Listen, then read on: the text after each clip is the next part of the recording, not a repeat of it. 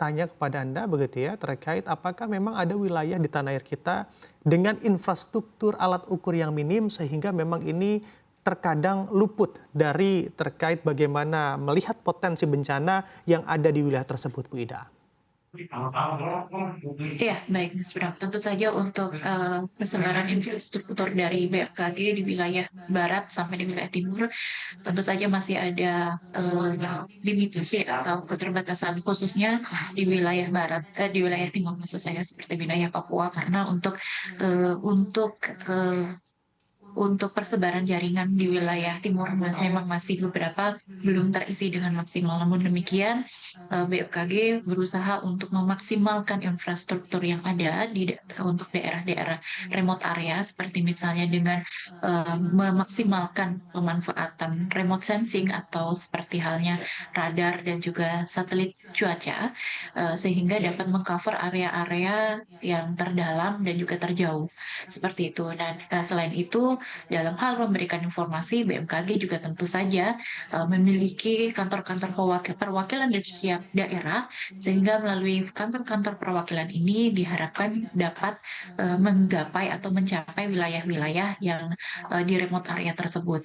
Kemudian kami juga senantiasa berkoordinasi dengan pemerintah daerah untuk menjamin efektivitas diseminasi dari peringatan dini dan perakiraan cuaca.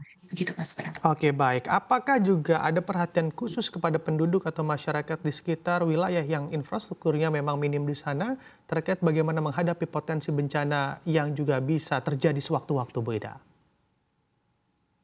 Ya, BMKG melalui kantor perwakilannya tentu saja selalu berkoordinasi dengan pemerintah daerah setempat sehingga bagaimana menghadapi potensi bencana itu dapat tersosialisasikan dan teredukasi. Kami juga selalu memastikan aspek-aspek tersebut. Kemudian juga untuk infrastruktur kami juga selalu coba mengimprove dan juga meningkatkan kapasitas dari infrastruktur, pemanfaatannya, kemudian inovasi-inovasi dari metode-metode melakukan perakiraan cuaca dan lain sebagainya, itu juga menjadi salah satu solusi kami bagaimana caranya meningkatkan kapasitas dari kapasitas terkait dengan informasi perakiraan dan peringatan dini cuaca di daerah-daerah terpencil tadi. Kemudian di daerah yang minim infrastruktur, kami juga selalu berkoordinasi dengan pemerintah daerah setempat. Nah, sebetulnya untuk memberikan bantuan-bantuan sendiri, tadi seperti Mas Bram sampaikan bahwasanya untuk aspek itu sebetulnya memang bukan tusi di BMKG, namun BMKG senantiasa mensupport pemerintah setempat untuk terkait dengan peringatan dini dan perakiraan cuaca dan update-update-nya. Serta misalnya ada program-program edukasi lainnya, tentu saja kami akan berusaha untuk melakukan hal tersebut untuk memastikan bahwa wilayah-wilayah tersebut juga eh, ter- terdukung dari sisi informasi cuacanya, gitu Mas Bram. Oke, baik, Bu Ida. Kami pahami bersama bahwa memang pemerintahan Presiden Prabowo Subianto sangat fokus sekali dengan sektor pangan di masa pemerintahannya. Apakah memang ada koordinasi khusus juga kepada pemerintah-pemerintah daerah dalam memberikan ramalan cuaca khususnya yang akan digunakan pada sektor pangan di wilayah lumbung-lumbung pangan di tanah air kita, Bu Ida? Iya baik, BMKG sebetulnya sejak lama dengan pemerintah daerah, juga sudah selalu berkoordinasi secara rutin, melalui pertemuan-pertemuan baik itu online maupun offline. Misalnya saja pada saat menghadapi puncak musim hujan, kami secara intens bertemu dengan para stakeholder di masing-masing provinsi.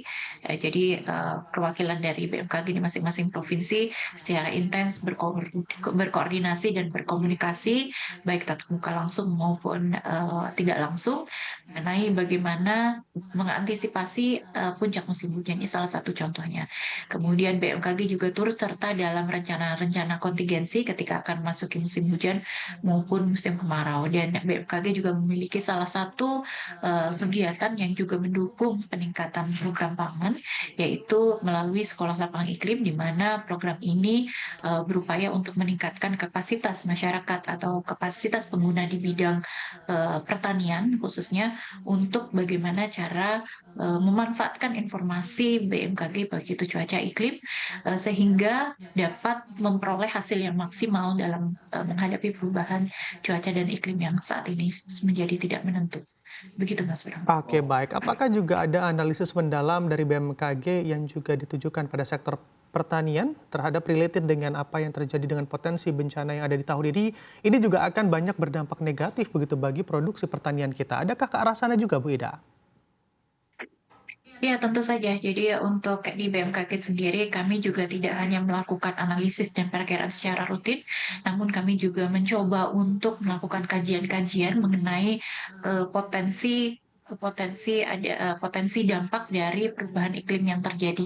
Jadi ini sebetulnya sudah dilakukan sudah cukup lama di BMKG dan ini juga hasilnya juga sudah coba disosialisasikan terutama pada saat event-event seminar-seminar, kemudian juga kami coba sosialisasikan melalui kanal-kanal yang tadi saya sebutkan, sosial media dan lain sebagainya, melalui publikasi-publikasi ilmiah seperti itu. Jadi akibat dari pemanasan global dan juga perubahan yang berimpact pada perubahan iklim ini, jadi memang masyarakat di sektor pangan juga perlu mengantisipasi adanya pengaruhnya terhadap ancaman-ancaman terhadap pengurangan dari hasil panen tadi.